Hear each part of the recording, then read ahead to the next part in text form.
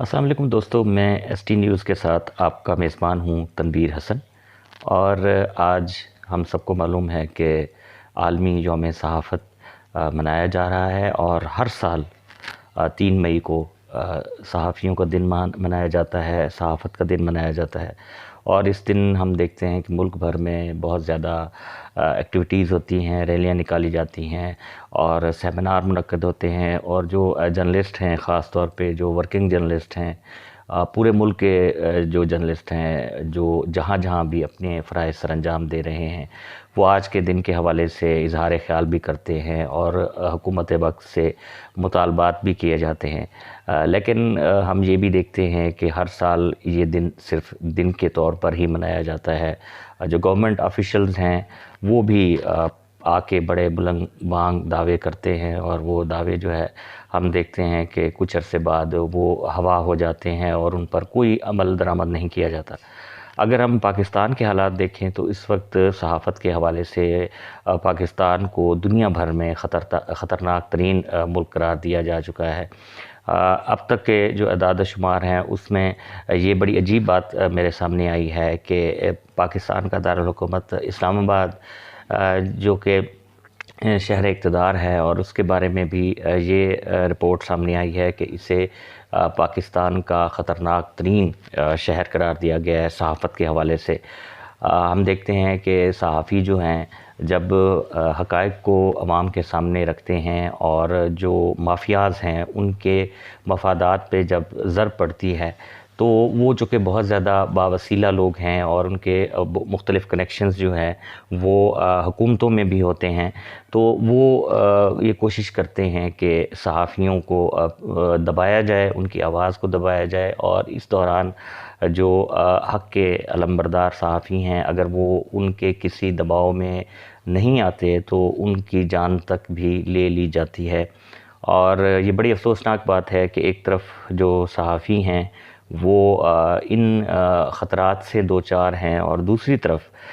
जो बहुत ही अहम एक बात है मैं आप तमाम लोगों के सामने रखना चाहता हूँ, वो ये है कि मौजूदा गवर्नमेंट के दौर में पता नहीं कि इसमें किसका कसूर है। कुछ समझ नहीं आती कि मीडिया मालकान जो है वो अपनी जगह पर मज़लूम बनते हैं और हुकूमत की तरफ से ये बयान जारी किया जाता है कि मीडिया जो हाउसेज़ हैं उनको किसी किस्म का दबाव का शिकार नहीं किया जा रहा और उनकी जो अदायगियाँ हैं वो भी की जा रही हैं। लेकिन मीडिया मालकान इस बात का बहाना बनाते हैं कि हमारे जो कारोबार हैं, जो वो मीडिया हाउस चला रहे हैं, उसमें हमें नुकसान हो रहा है, तो इस वजह से वो डाउन साइज़िंग कर रहे हैं। और हम ये देखते हैं कि इस वक्त तक तकरीबन 3000 से ज़ायद जो जर्नलिस्ट हैं पूरे पाकिस्तान में उनको नौकरियों से फ़ारिग किया जा चुका है। एक चैनल, एक न्यूज़ चैनल और बड़ा ही एक अच्छा चैनल जिसने बहुत कम वक्त में न्यूज़ चैनल्स में अपनी जगह बनाई थी, उसे एक लम्हे में ख़त्म कर दिया गया और वहाँ पर जितना स्टाफ था उसको उनको फ़ारिग कर दिया गया और उनको ये कहा गया कि आपके जो बकायाजात हैं वो आपको दे दिए जाएंगे, लेकिन अब हम ये प्रोजेक्ट ख़त्म कर रहे हैं। तो ये बड़ी ही अफ़सोसनाक सूरत हाल है। एक तरफ जो कारकुन सहाफ़ी हैं, जो आवाम तक हक़ाइक़ लेकर आते हैं, उन्हें बाख़बर रखते हैं, और ख़ास तौर पर आज के हालात में तो मैं ये समझता हूँ कि सहाफ़त ने ये साबित किया है कि सहाफ़त वाकई रियासत का चौथा स्तून है। जब पूरे मुल्क में कोरोना वायरस के हवाले से अलर्ट्स जारी हैं और बार बार ये कहा जा रहा है कि लोग अपने घरों पे रहें, लेकिन हम देखते हैं कि हमारे जो कारकुन सहाफ़ी हैं वो सड़कों पे मौजूद होते हैं, रिपोर्टिंग कर रहे होते हैं, वो आम मज़दूरों से उनके तासुरात ले रहे होते हैं, उनके मुश्किलात जानने की कोशिश कर रहे होते हैं। इसी तरीके से हमारे जो कारकुन सहाफ़ी हैं वो मुख्तलिफ़ जो टीवी चैनल्स के दफ़ातर हैं वहाँ पर भी अपने फ़राइज़ सरअंजाम देते हुए हमें नज़र आते हैं। और इस दौरान बहुत सारे जो हमारे साथी हैं, कारकुन सहाफ़ी हैं, वो इस वायरस का शिकार भी हो चुके हैं और कुछ मीडिया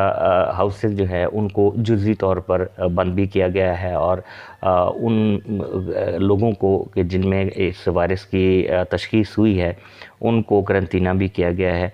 تو یہ صورتحال ہے. ایک طرف جو میڈیا سے وابستہ لوگ ہیں وہ نامساعد معاشی حالات کا شکار ہیں اور اس کے باوجود اپنے فرائض سر انجام دے رہے ہیں. کیونکہ دیکھیں بات یہ ہے کہ میڈیا صرف پاکستان میں نہیں ہے، دنیا بھر میں ہے، اور دنیا بھر میں اسے ایک نوبل پروفیشن کا درجہ حاصل ہے، اور دنیا جرنلسٹوں کی رسپیکٹ کرتی ہے اور ان کو وسائل فراہم کرتی ہے. لیکن ہمارے ہاں بڑی عجیب سی صورتحال ہے. ہمارے ہاں جو لوگ، جو جرنلسٹ یا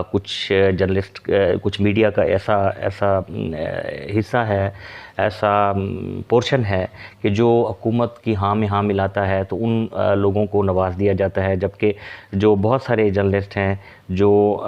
اپنے قلم سے یا اپنے کیمرے سے حقائق سامنے لاتے ہیں اور سچ کا ساتھ نہیں چھوڑتے، ان کو بہت زیادہ مشکلات کا سامنا کرنا پڑتا ہے، اور وہ اپنی نوکریوں سے بھی فارغ ہوتے ہیں اور ان کی زندگیوں کو بھی تھریٹس ہوتے ہیں. اور ہم نے یہ بھی دیکھا ہے کہ جو لوگ اپنے صحافتی فرائض سر انجام دیتے ہوئے شہید ہوئے، اس کے بعد جو ان کے لواحقین ہیں ان کا کسی نے حال نہیں پوچھا. صرف 2-3 دن تک بات چلی اور ان لوگوں سے ہمدردی کی گئی، لیکن اس کے بعد کچھ پتہ نہیں ہے کہ ان کے جو فیملیز ہیں وہ کن معاشی مشکلات کا شکار ہیں اور کس طریقے سے اپنی زندگی کو گزارنے پر مجبور ہیں. تو میں یہ سمجھتا ہوں کہ جو آج کا دن ہے، آج کا دن صرف رسمی کارروائیاں کرنے کا نہیں ہے، اور آج کے دن ہمیں یہ کوشش کرنی چاہیے کہ ہم جرنلسٹ جو ہیں وہ اپنی آواز بھی بلند کریں، جیسا کہ ہم کرتے آ رہے ہیں. آمریت کے دور میں بھی لوگوں نے اپنے حقوق کی جنگ لڑی اور بڑے اچھے طریقے سے لڑی، اور وہ جیتی بھی صحیح، اور اسی کے نتیجے میں ملک میں جو صحافت کو آزادی ہے وہ نصیب ہوئی. تو دوسری طرف میں یہ سمجھتا ہوں کہ گورنمنٹ کو اس مسئلے کو اپنی ٹاپ پرائرٹی میں رکھنا چاہیے، اور یہ کوشش کرنی چاہیے کہ جو کارکن صحافی ہیں ان کو جو لائف تھریٹ ہے وہ بھی کم سے کم کیا جائے. اور خاص طور پہ اب جو صورتحال ان کو ایک معاشی تھریٹ آ رہا ہے اور ایک عرصے سے آ رہا ہے، اور وہ لوگ یعنی یہ سوچنے پر مجبور ہو رہے ہیں، اور یہ بات کہی بھی جا رہی ہے مختلف حلقوں میں کہ صحافت جو ہے وہ ایک گھاٹے کا سودا ہے. اور میرے خیال میں اس صورتحال میں کوئی بھی اپنے بیٹے کو یا اپنے بھائی کو کوئی صحافی بنانا نہیں چاہے گا، کیونکہ اس کا جو ہے کوئی معاشی فائدہ نظر نہیں آ رہا اور تھریٹس اس میں بہت زیادہ ہیں. تو یہ ایک مشکل پیشہ بنتا جا رہا ہے. تو میری حکومت سے یہ دردمندانہ اپیل ہے کہ حکومت فوری طور پہ نوٹس لے اور کوشش کرے کہ جو صحافیوں کے بطور خاص کارکن صحافیوں کے جو مسائل ہیں ان کو سنجیدگی سے ایڈریس کیا جائے، اور ان کو اگر فوری طور پہ تمام مسائل کو حل نہیں کیا جا سکتا تو ان کو آہستہ آہستہ بتدریج جو ہے وہ حل کیا جائے، تاکہ ہمارے ملک میں جو صحافت ہے وہ پنپ سکے، اور جو صحافی ہیں وہ اپنی آپ کو کسی بھی سطح پر خود کو غیر محفوظ تصور نہ کریں. آپ کا بہت بہت شکریہ. اپنا، اپنے دوستوں کا، اپنے رشتہ داروں کا، سب کا خیال رکھیں. اللہ حافظ.